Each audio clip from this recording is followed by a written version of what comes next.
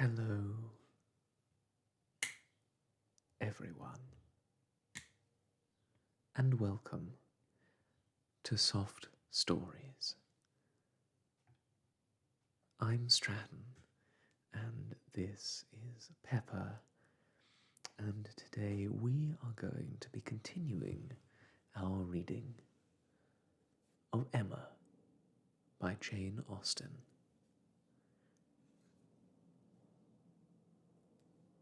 When last we left Emma, yet another revelation had come her way. After hearing the news that Frank Churchill was to marry Miss Fairfax, and that Harriet Smith was in love with Mr. Knightley, Emma was despondent, shall we say. But just last chapter, she learned that the object of Mr. Knightley's affections was not Harriet Smith, but was, in fact, herself.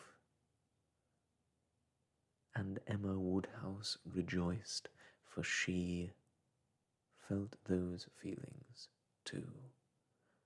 They have cleared up their misunderstanding, as far as we have seen, and are in love together. Very exciting and very gratifying after all that these characters have been through. Let's see what happens next with chapter 50. What totally different feelings did Emma take back into the house from what she had brought out? She had then been only daring to hope for a little respite of suffering. She was now in an exquisite flutter of happiness, and such happiness, moreover, as she believed must still be greater when the flutter should have passed away.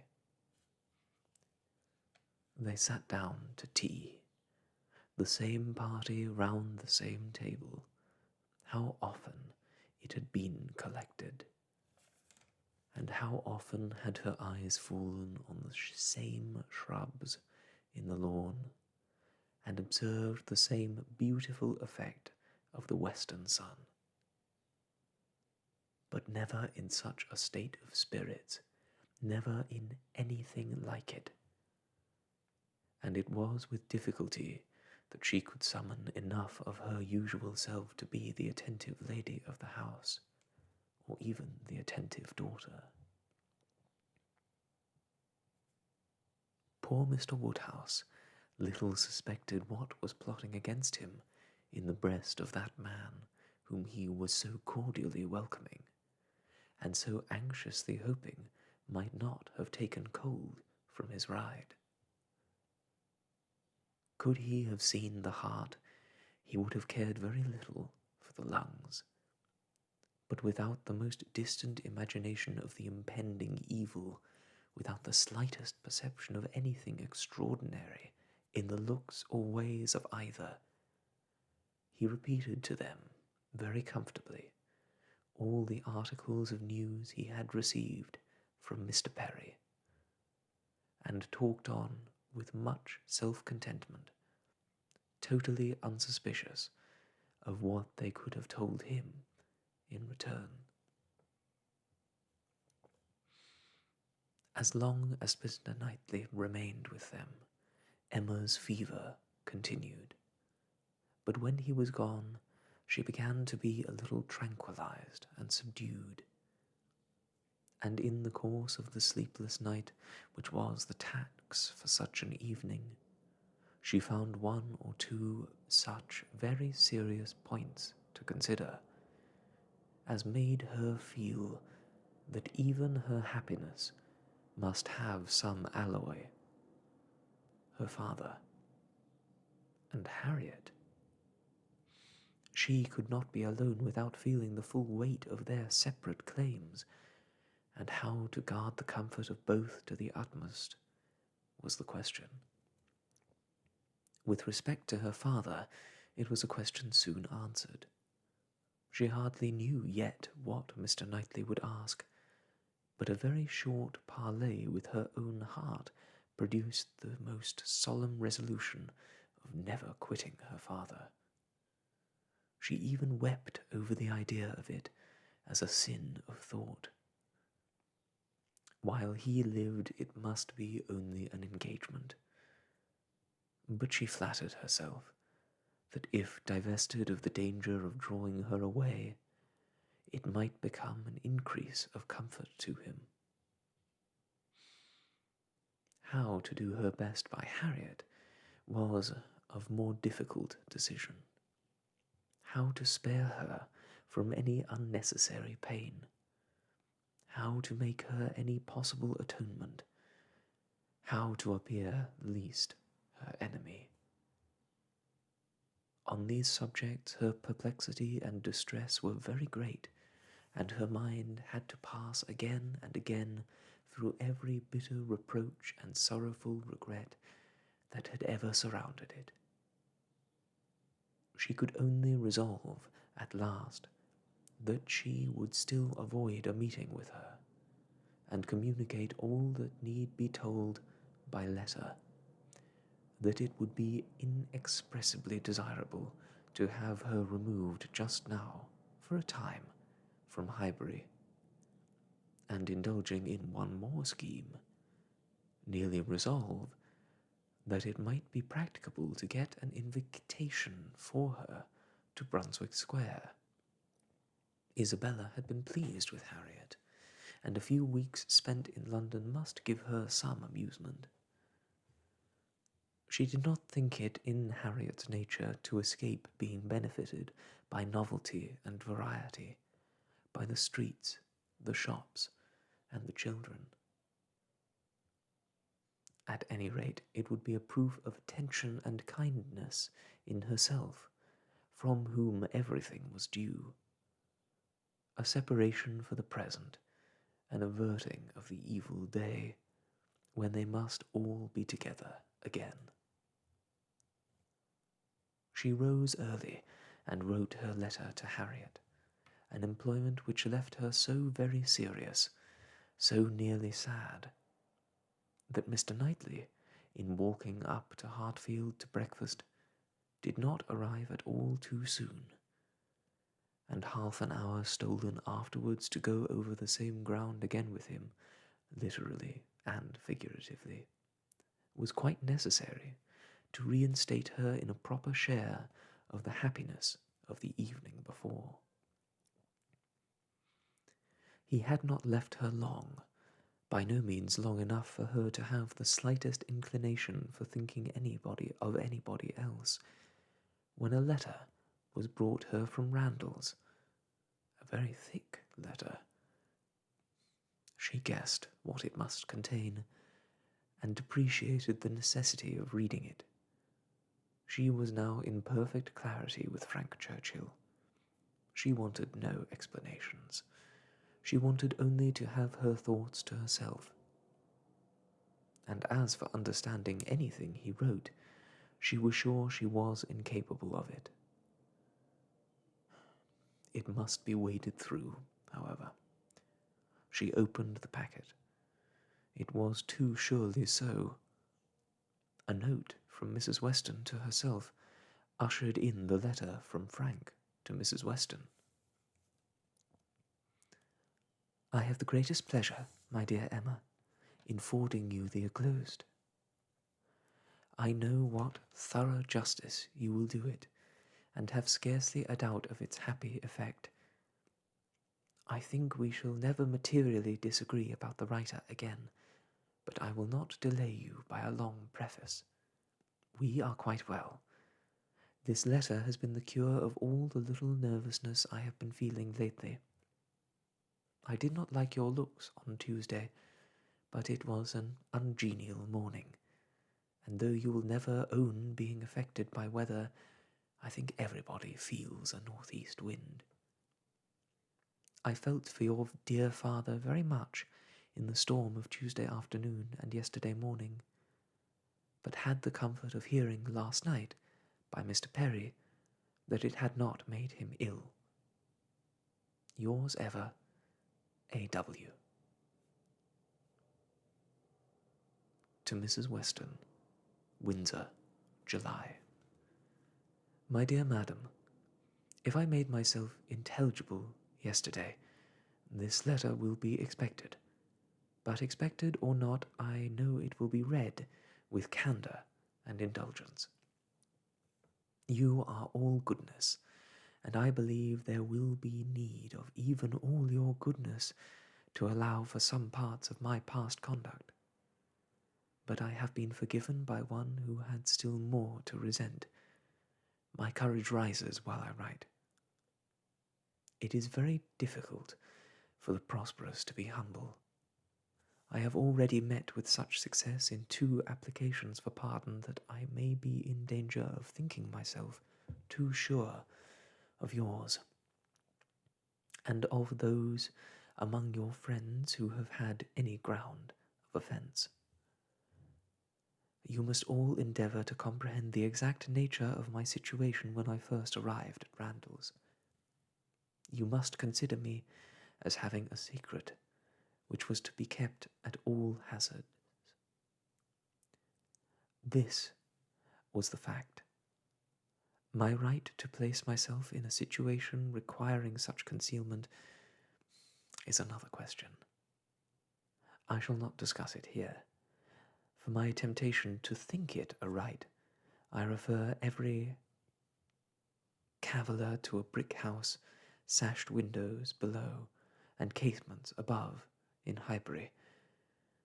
I dared not address her openly, but my difficulties in the then state of Enscombe must be too well known to require definition, and I was fortunate enough to prevail, before we parted at Weymouth, and to induce the most upright female mind in the creation to stoop in charity to a secret engagement.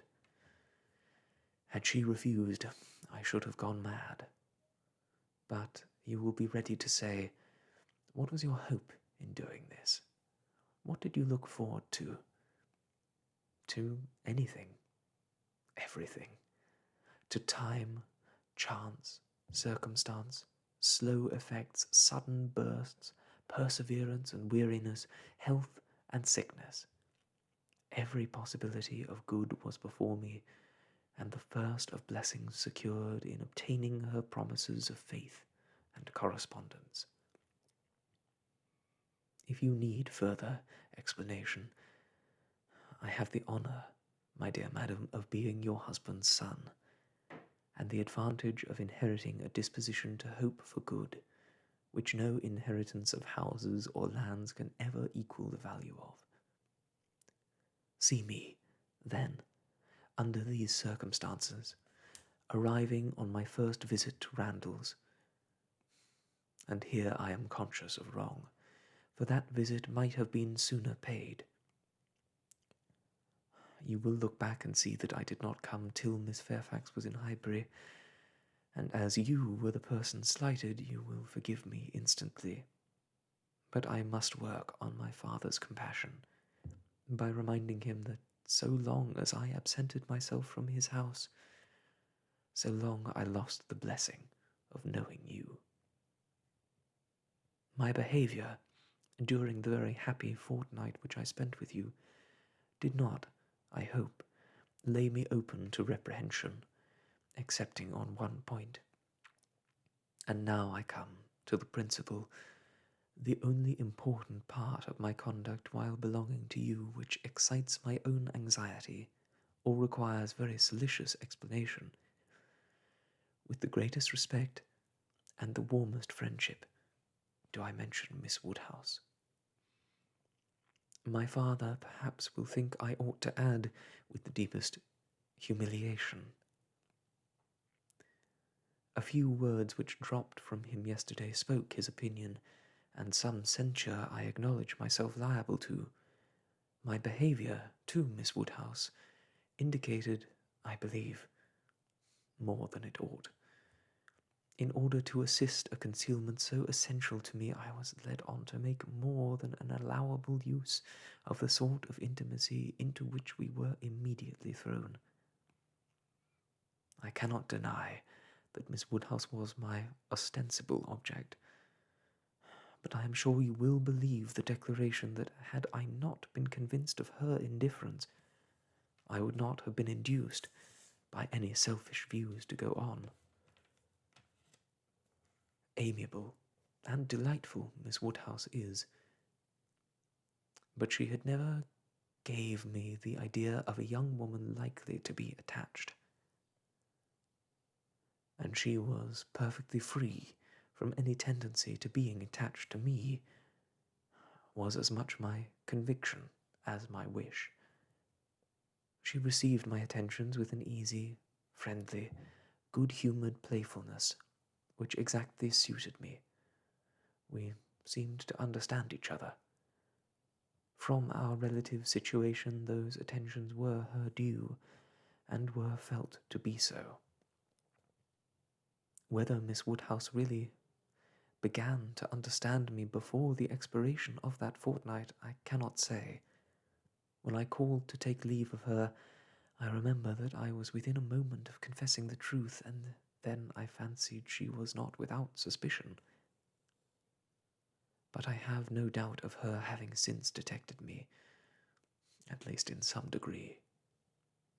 She may not have surmised the whole, but her quickness must have penetrated a part. I cannot doubt it. You will find, whenever the subject becomes freed from its present restraints, that it did not take her wholly by surprise. She frequently gave me hints of it. I remember her telling me at the ball that I owed Mrs. Elton gratitude for her attentions to Miss Fairfax. I hope this history of my conduct towards her will be admitted by you and my father as a great extenuation of what you saw amiss. While you considered me as having sinned against Emma Woodhouse, I could deserve nothing from either. Acquit me here, and procure for me, when it is allowable, the acquittal and good wishes of that said Emma Woodhouse, whom I regard with so much brotherly affection, as to long of her as deeply and as happily in love as myself. Whatever strange things I said or did during that fortnight, you have now a key to. My heart was in Highbury, and my business was to get my body thither as often as might be, and with the least suspicion. If you remember any queernesses, set them all to the right account. Of the pianoforte, so much talked of, I feel it only necessary to say that as its being ordered was absolutely unknown to Miss F., who would never have allowed me to send it had any choice been given her. The delicacy of her mind throughout the whole engagement, my dear madam, is much beyond my power of doing justice to. You will soon, I earnestly hope, know her thoroughly yourself. No description can describe her. She must tell you herself what she is. Yet not by word, for never was there a human creature who would so designedly suppress her own merit. Since I began this letter, which will be longer than I foresaw, I have heard from her. She gives a good account of her own health, but as she never complains, I dare not depend. I want to have your opinion of her looks. I know you will soon call on her. She is living in dread of the visit. Perhaps it is paid already. Let me hear from you without delay. I am impatient for 1,000 particulars. Remember how few minutes I was at Randall's, and in how bewildered, how mad a state, and I am not much better yet. Still insane, either from happiness or misery. When I think of the kindness and favour I have met with, of her excellence and patience, and my uncle's generosity, I am mad with joy. But when I recollect all the uneasiness I occasioned her, and how little I deserve to be forgiven, I am mad with anger. If I could but see her again! But I must not propose it yet. My uncle has been too good for me to encroach. I must still add to this long letter. You have not heard all that you ought to hear. I could not give any connected detail yesterday, but the suddenness, and in one light the unseasonableness, with which the affair burst out, needs explanation. For though the event of the 26th ult, as you will conclude, immediately opened to me the happiest prospects, I should not have presumed on such early measures, but from the very particular circumstances, which left me not an hour to lose. I should, myself, have shrunk from anything so hasty, and she would have felt every scruple of mine with multiplied strength and refinement. But I had no choice. The hasty engagement she had entered into with that woman. Here, my dear madam, I was obliged to leave off abruptly, to recollect and compose myself. I have been walking over the country, and am now, I hope, rational enough to make the rest of my letter what it ought to be.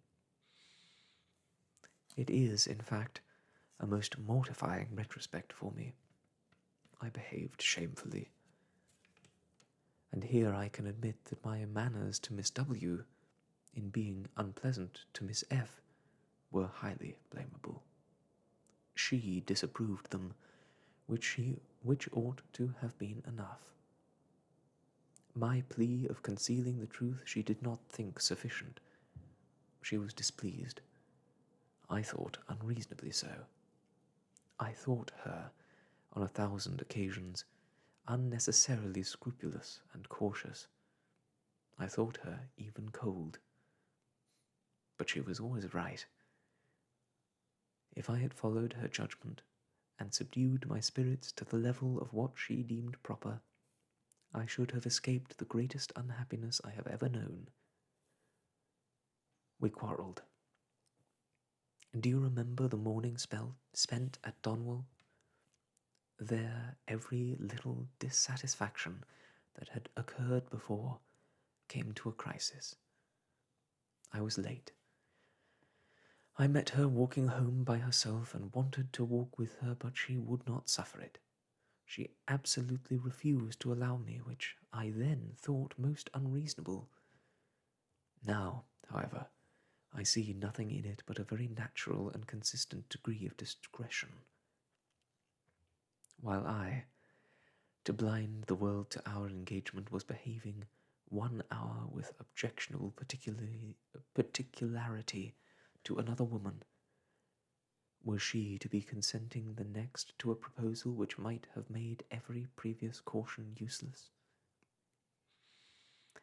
Had we been met walking together between Donwell and Highbury, the truth must have been suspected.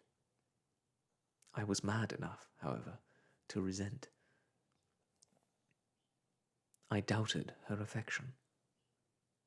I doubted it more the next day on Box Hill, when provoked by such conduct on my side, such shameful, insolent neglect of her, and such apparent devotion to Miss W., as it would have been impossible for any woman of sense to endure.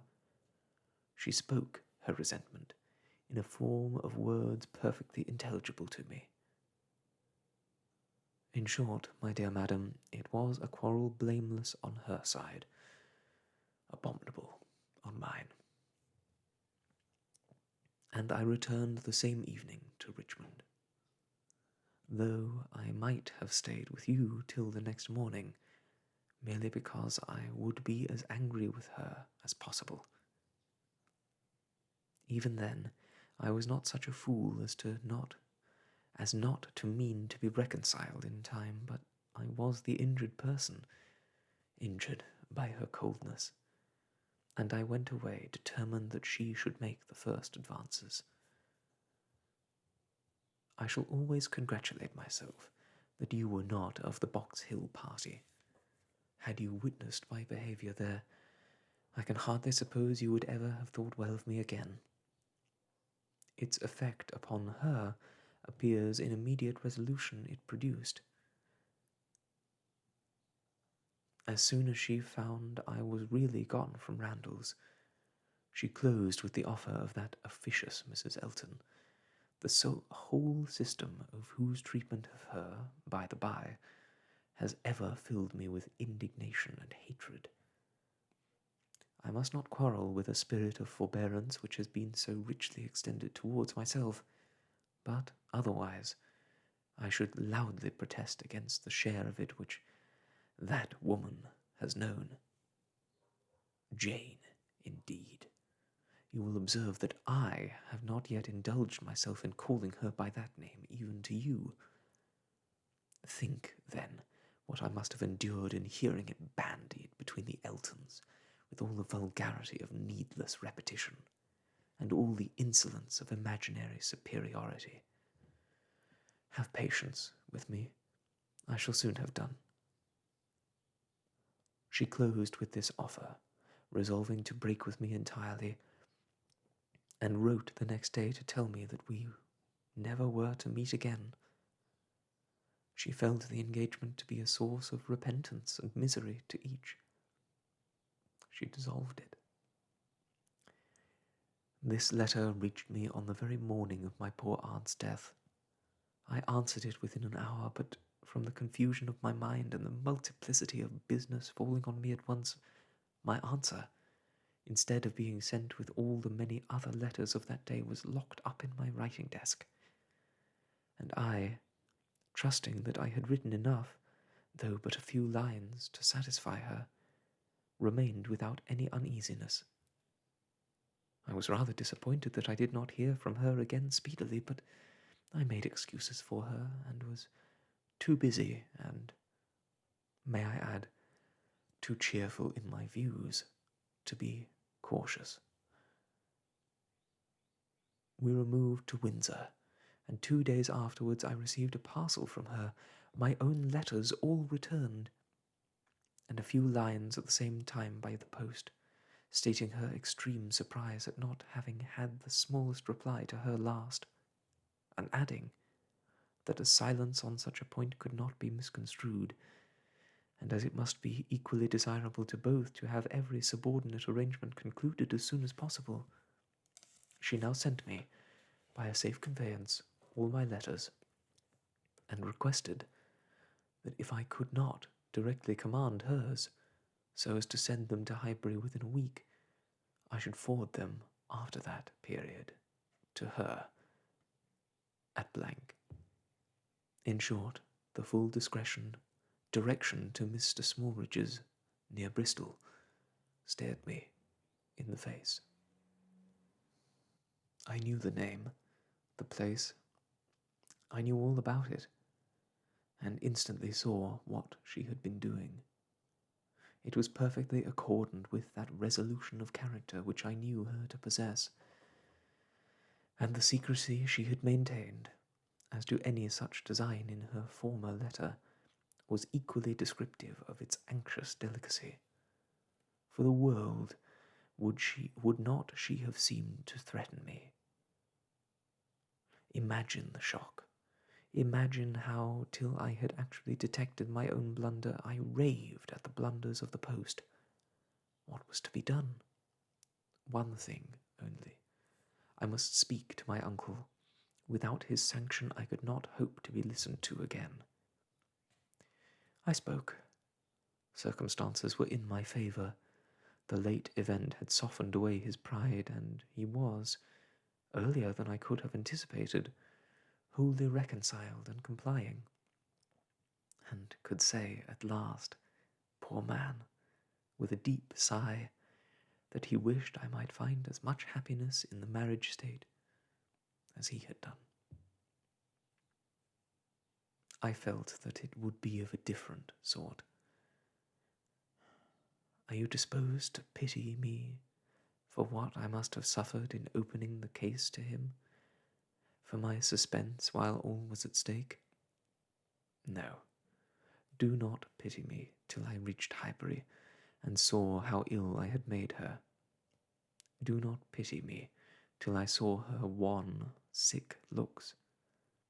I reached Highbury at the time of day when, from my knowledge of their late breakfast hour, I was certain of a good chance of finding her alone. I was not disappointed, and at last I was not disappointed either in the object of my journey. A great deal of very reasonable, very just displeasure I had to persuade away. But it is done. We are reconciled, dearer, much dearer than ever, and no moment's uneasiness can ever occur between us again. Now, my dear madam, I will release you, but I could not conclude before. 1,000 and 1,000 thanks for all the kindness you have ever shown me, and 10,000 for the attentions your heart will dictate towards her. If you think me in a way to be happier than I deserve, I am quite of your opinion. Miss W. calls me the child of good fortune. I hope she is right. In one respect, my good fortune is undoubted, that of being able to subscribe myself, your obliged and affectionate son, F.C. Weston Churchill.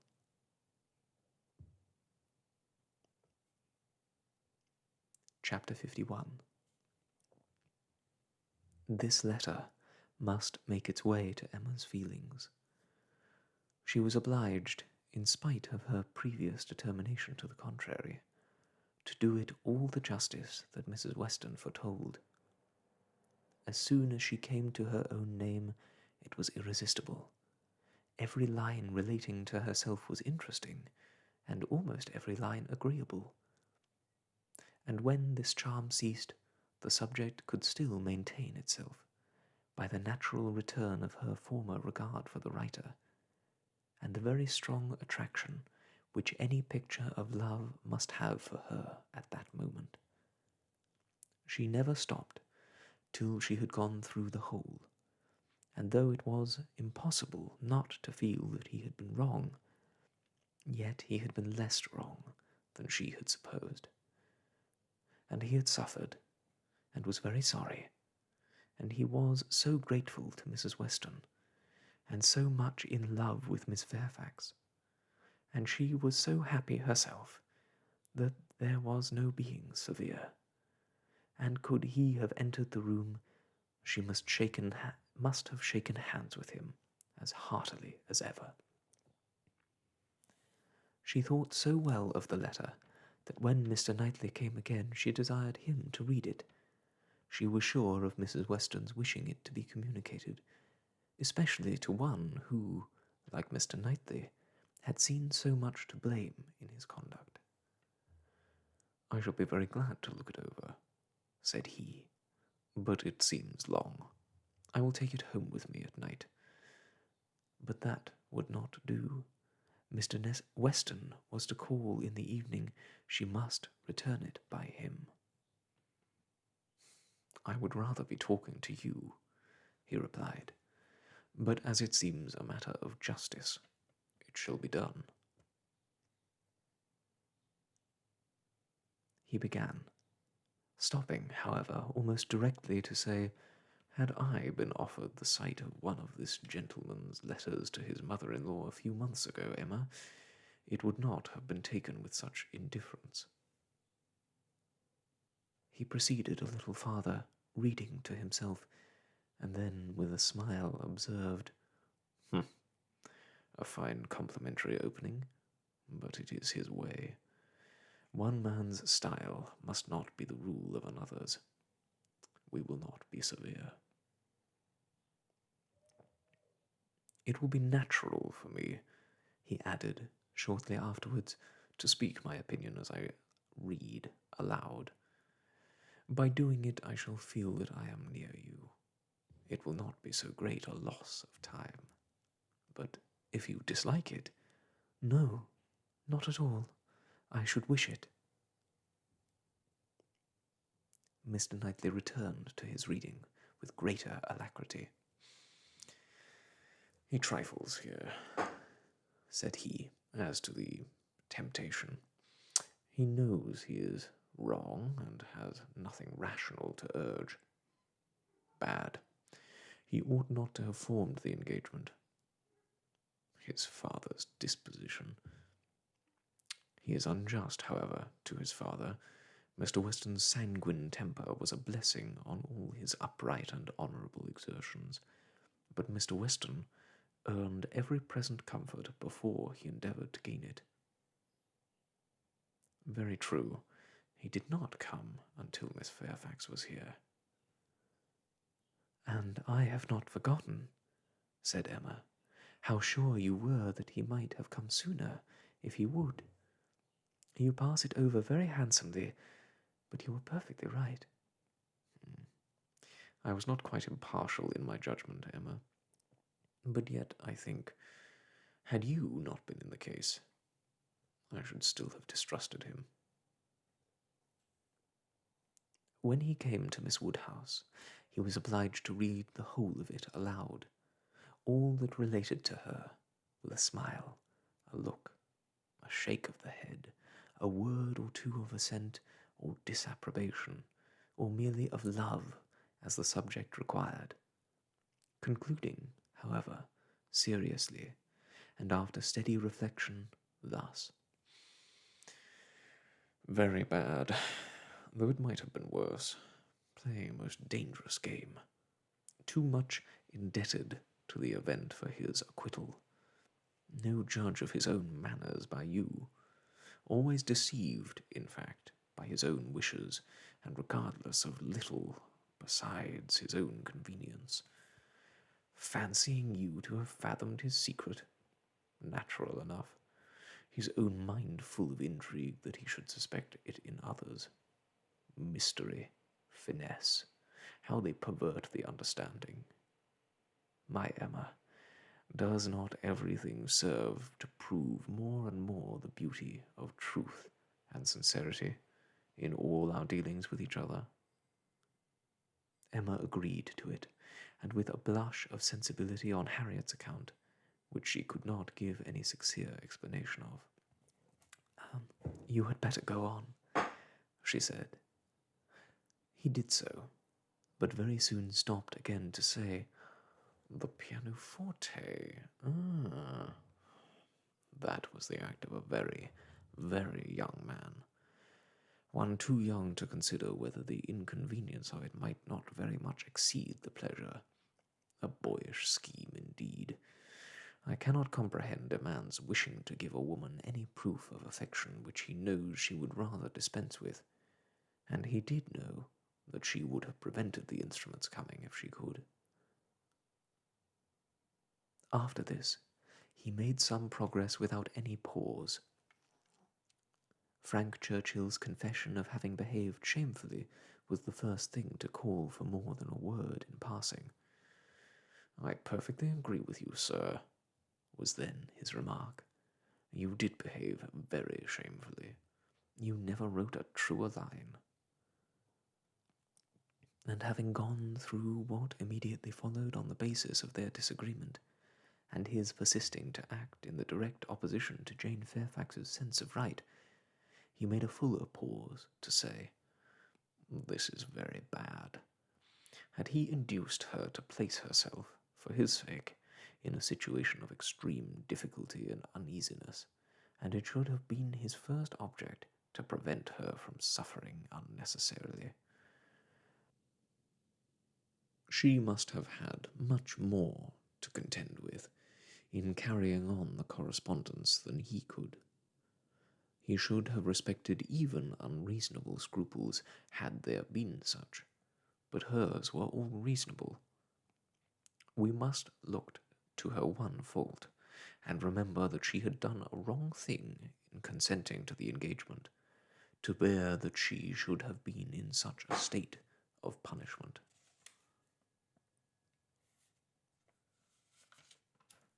Emma knew that he was now getting to the Box Hill party, and grew uncomfortable.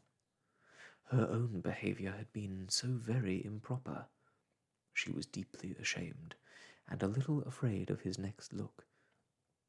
It was all read, however, steadily, attentively, and without the smallest remark, and, excepting one momentary glance at her, instantly withdrawn in the fear of giving pain, no remembrance of Box Hill seemed to exist.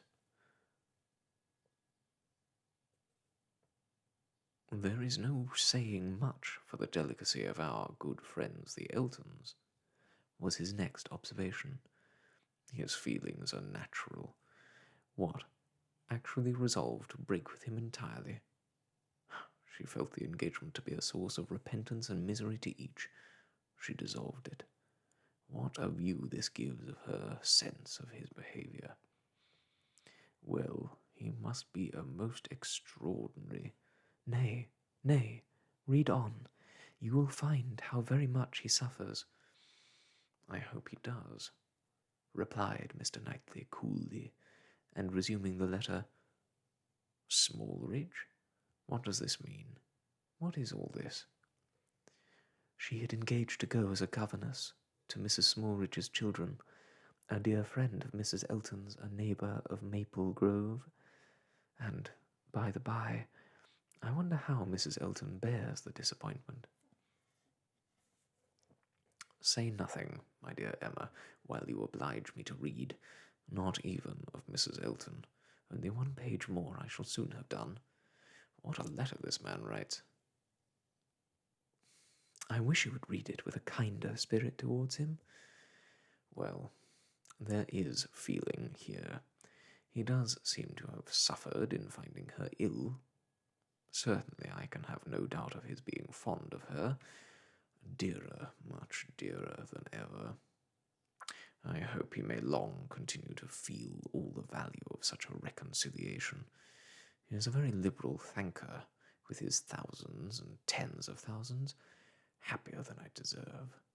Come, he knows himself there. Miss Woodhouse calls me the child of good fortune. Those were Miss Woodhouse's words, were they? And a fine ending. And there is a letter. The child of good fortune. That was your name for him, was it?" "You do not appear so well satisfied with his letter as I am, but still you must, at least I hope you must, think the better of him for it. I hope it does him some service with you." "Yes, it certainly does.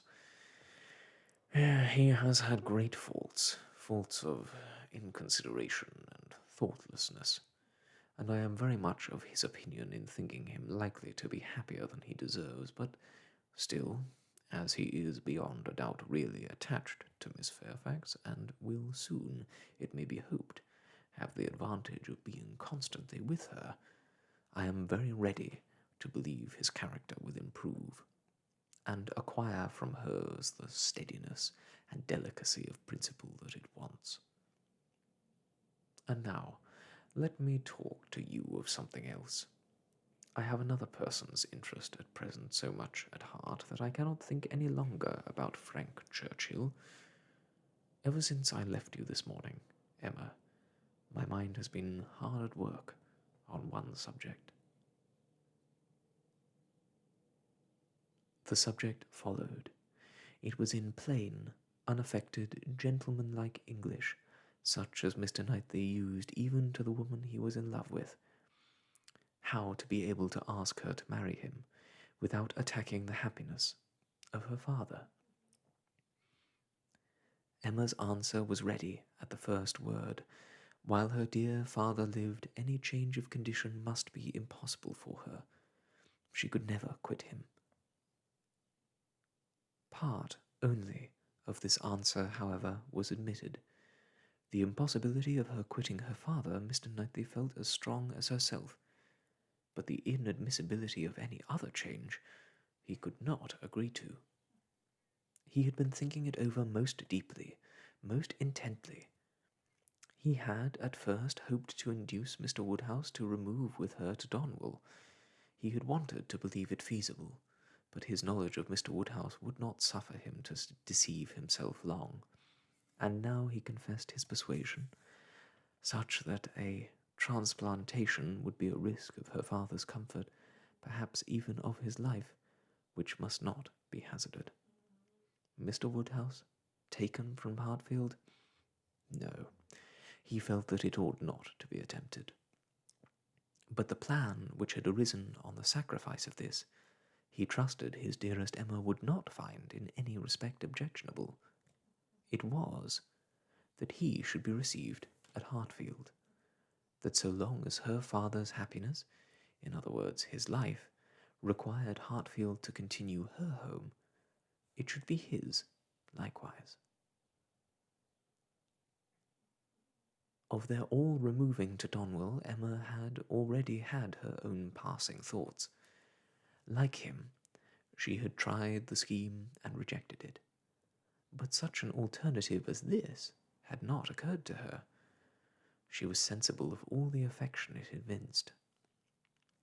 She felt that, in quitting Donwell, he must be sacrificing a great deal of independence of hours and habits, that in living constantly with her father, and in no house of his own, there would be much, very much, to be borne with. She promised to think of it, and advised him to think of it more, but he was fully convinced that no reflection could alter his wishes or his opinion on the subject. He had given it, he could assure her, very long and calm consideration. He had been walking away from William Larkins the whole morning, to have his thoughts to himself. "Ah, there is one difficulty unprovided for," cried Emma. "I am sure William Larkins will not like it. You must get his consent before you ask mine." She promised, however, to think of it, and pretty nearly promised, moreover, to think of it with the intention of finding it a very good scheme. It is remarkable that Emma, in the many, very many, points of view in which she was now beginning to consider Donwell Abbey, was never struck with any sense of injury to her nephew Henry, whose rights as heir expectant had formerly been so tenaciously regarded. Think, she must, of the possible difference to the poor little boy, and yet she only gave herself a saucy conscious smile about it, and found amusement in detecting the real cause of that violent dislike of Mr. Knightley's marrying Jane Fairfax, or anybody else, which at the time she had wholly imputed to the amiable solicitude of the sister and the aunt. This proposal of his, this plan of marrying and continuing at Hartfield, the more she contemplated it, the more pleasing it became. His evils seemed to lessen, her own advantages to increase, their mutual good to outweigh every drawback. Such a companion for herself in the periods of anxiety and cheerlessness before her, such a partner in all those duties and cares to which time must be giving increase of melancholy. She would have been too happy, but for poor Harriet. But every blessing of her own seemed to involve and advance the sufferings of her friend, who must now be even excluded from Hartfield. The delightful family party which Emma was securing for herself, poor Harriet must, in mere charitable caution, be kept at a distance from. She would be a loser in every way. Emma could not deplore her future absence as any deduction from her own enjoyment. In such a party Harriet would be rather a dead weight than otherwise. But for the poor girl herself, It seemed a peculiarly cruel necessity that was to be placing her in such a state of unmerited punishment. In time, of course, Mr. Knightley would be forgotten, that is, supplanted, but this could not be expected to happen very early. Mr. Knightley himself would be doing nothing to assist the cure, not like Mr. Elton. Mr. Knightley, always so kind, so feeling, so truly considerate for everybody, would never deserve to be less worshipped than now. And it really was too much to hope, even of Harriet, that she could be in love with more than 3 men in 1 year.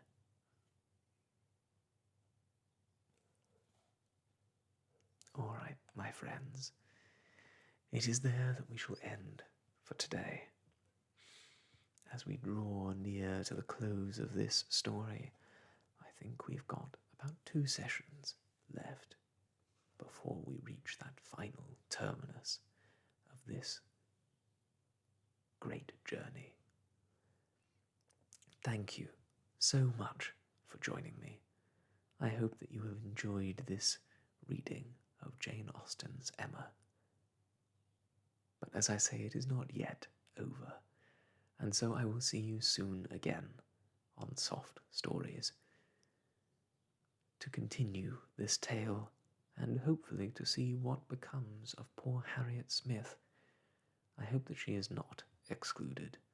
That seems rather unkind. Until next we meet, though, I must wish you all the best